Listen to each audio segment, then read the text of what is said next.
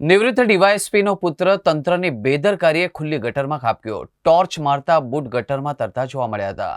Fire વિભાગે 10 મિનિટમાં જ રેસ્ક્યુ કર્યું, છતાંય જીવ ન બચ્યો. વડોદરાના માંજલપુર વિસ્તારમાં મહાનગરપાલિકાની ઘોર બેદરકારીએ વધુ એક નિર્દોષ નાગરિકનો ભોગ લીધો છે. વડોદરાના માંજલપુર સ્પોર્ટ્સ કોમ્પ્લેક્સ વિસ્તારમાં ગટરનું મેનહોલ કવર ખુલ્લું રાખવામાં આવતા એક 40 વર્ષીય યુવાન એમાં પડી ગયો હતો અને તેનું ઘટના સ્થળે મોત નીપજ્યું હતું. વડોદરા મહાનગરપાલિકાના પાણી પુરવઠા વિભાગ દ્વારા પાણીની ટાંકીની સફાઈ કામગીરી ચાલી રહી હતી. એ દરમિયાન પાણીના નિકાલ માટે ગટરની ચેમ્બરનું મેન હોલ કવર ખોલી રાખવામાં આવ્યું હતું. જોકે કોઈ પણ પ્રકારની સુરક્ષા વ્યવસ્થા કે ચેતવણીના બોર્ડ વગર આ મેન હોલ કવર ખુલ્લું મૂકી દેવામાં આવ્યું હતું. પરિણામે વિપુલસિંહ ઝાલા નામનો યુવક આમાં પડી ગયો હતો અને તેનું તત્કાળ મોત થયું હતું. આ ઘટનાની જાણ થતાં જ વડોદરા જીઆઈડીસી ફાયર સ્ટેશનની ટીમ અને પોલીસ તાત્કાલિક ઘટના સ્થળે પહોંચી હતી. ફાયર બ્રિગેડની ટીમે માત્ર 10 મિનિટમાં જ 15 ફૂટ ઊંડી ચેમ્બરમાંથી યુવકને બહાર કાઢ્યો હતો. બાદમાં તેને ખાનગી હોસ્પિટલમાં ખસેડવામાં આવ્યો હતો, જ્યાં તબીબોએ તેને મૃત જાહેર કર્યા હતા. આ મામલે માંજલપુર પોલીસે વધુ કાર્યવાહી હાથ ધરી હતી. આ ઘટનાને લઈને સ્થાનિક નાગરિકોમાં ભારે આક્રોશ જોવા મળ્યો હતો. તેમનું કહેવું છે કે આ માત્ર અકસ્માત નથી, પરંતુ તંત્રની ઘોર બેદરકારીના કારણે થયેલી હત્યા સમાન છે. શું નાગરિકોની જીવની કોઈ કિંમત નથી? જવાબદાર અધિકારીઓ સામે તાત્કાલિક કડક કાર્યવાહી કરવી જોઈએ એવી લોકોમાં માંગ ઉઠી છે. આ ઘટનાને લઈને માંજલપુર પોલીસે હાલમાં અકસ્માતે મોતનો અંગેનો ગુનો નોંધી વધુ તપાસ હાથ ધરી છે. યુવકના મૃતદેહને પોસ્ટમોર્ટમ અર્થે હોસ્પિટલ ખસેડવામાં આવ્યા છે. જમવા ગયા હતા, મેં કીધું ગાડી પાર્કિંગ હું કરીને આવું છું, તમે ત્યાં સામે ઊભા રહ્યો.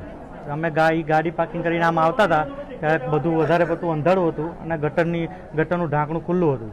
પછી ત્યાં અંદર અમે આજુબાજુ તપાસ કરી ત્યારે અમને ખબર નથી. આજુબાજુ તપાસ કરી જોઈ, 10 મિનિટ રાહ જોઈ, 15 મિનિટ રાહ જોઈ તો હજુ કોઈ, અને ફોન કર્યો તો ફોન સ્વિચ ઓફ આવતો હતો. પછી અમે આજુબાજુ ગોઈતા બધા તોય ન મળ્યા. પછી ગટરનું ઢાંકણું ખુલ્લું હતું, તમે ટોર્ચ લાઈટ મારીને અંદર જોયું તો એમના બૂટ ઉપર તરતા હતા પાણીના અંદર. એટલે પછી અમે સીધો 108માં ફોન કર્યો અને ફાયર બ્રિગેડને બોલાવી હતી. ઘટના કેટલા વાગે બની? બસ એ 7:30 થી 8:30ની વચ્ચે. હા, ગાડી પાર્કિંગ કરવા ગયા હતા સામે. એ મારા સગા સાડા છે, વિપુલસિંહ ઝાલા, માંજલપુર રહે છે. એમના સાડુભાઈ છે. એમના સાડુભાઈ બહારથી આવ્યા હતા, એટલે એ લોકો સાંજે ત્યાં જમવા ગયા હતા. યુવા મોલની આગળ સ્પોર્ટ ક્લબ છે ત્યાં.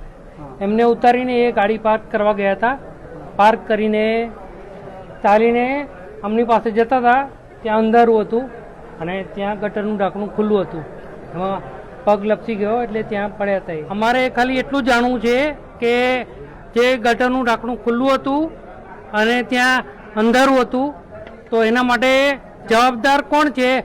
મ્યુનિસિપલ કમિશનર, કલેક્ટર કે પછી વોર્ડના ઇન્ચાર્જ? એ ત્રણમાંથી એક ઇન્ચાર્જ ખરોખર જવાબદાર કોણ છે એ અમારે જાણવું.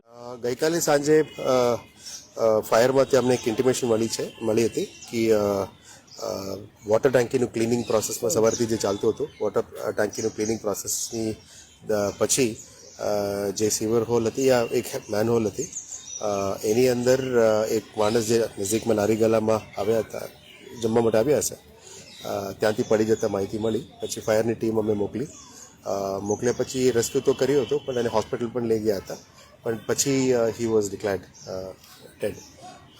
એટલે આ વોટર ટાંકીની ક્લિનિંગ પ્રોસેસ દરમિયાન જે પણ કોન્ટ્રાક્ટર્સ ઇન્વોલ્વ હતા એમને અત્યારે વોટર સપ્લાયઝ ડિપાર્ટમેન્ટથી અમે અહેવાલ પણ માંગી છે. પ્રાથમિક દ્રષ્ટિએ અહેવાલના આધારે આગળનું કાયદાકીય પગલાં જે પણ લેવાનું થશે એ પણ અમે લઈશું.